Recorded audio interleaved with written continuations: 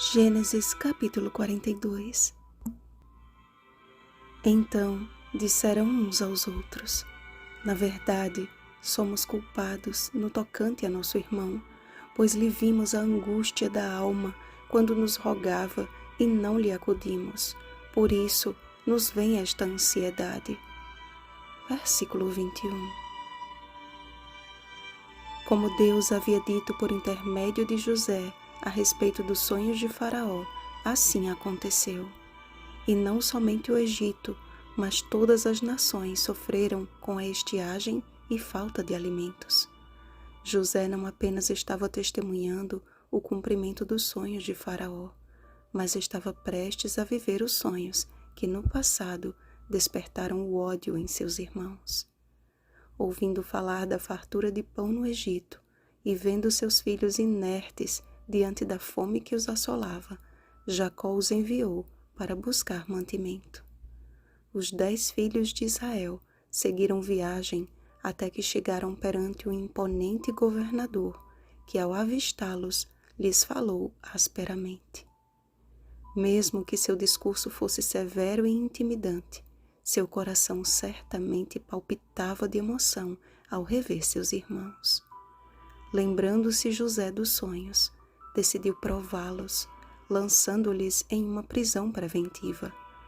Após 3 dias, foi-lhes concedida uma espécie de habeas corpus, menos a Simeão, que ficou como garantia de que os demais retornariam com Benjamim, conforme prometido.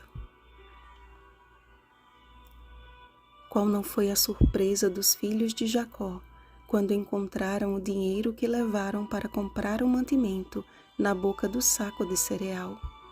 Desfaleceu-lhes o coração e, atemorizados, entreolhavam-se dizendo: que é isto que Deus nos fez?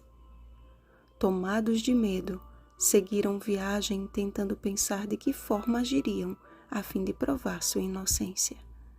Ouvindo Jacó o relato da viagem, tomando ciência da prisão de Simeão e vendo as trouxinhas com o dinheiro, firmemente decidiu não pôr em risco a vida de Benjamim.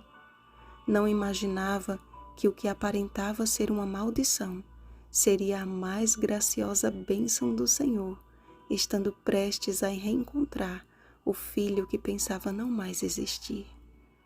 Sua fala, "Meu filho não descerá convosco", mostrou que Jacó havia projetado a sua predileção por José em Benjamim, algo que poderia ter lhe custado uma nova crise familiar. Ainda na prisão do Egito, aqueles irmãos sobrecarregados de remorso sentiram como nunca antes o peso da culpa. Seu cruel ato passado não os permitia ter paz, e diante daquele que não imaginavam ser o objeto de anos de angústia, confessaram a sua culpa, pensando que não podia compreendê-los. E enquanto falavam entre si, não perceberam a face enrubescida do governador egípcio, que sem aviso retirou-se rapidamente.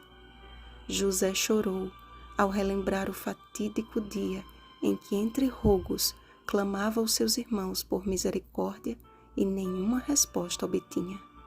Ele chorou ao perceber a angústia que os consumia todos aqueles anos.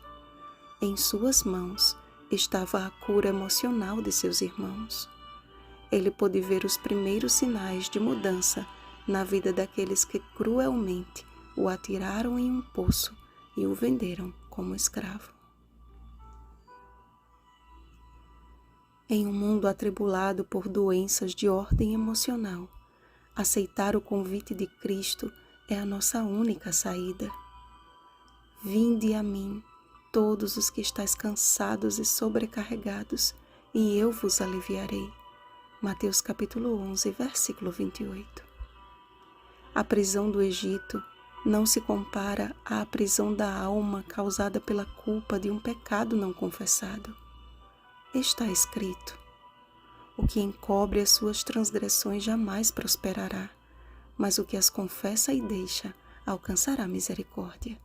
Provérbios capítulo 28, versículo 13.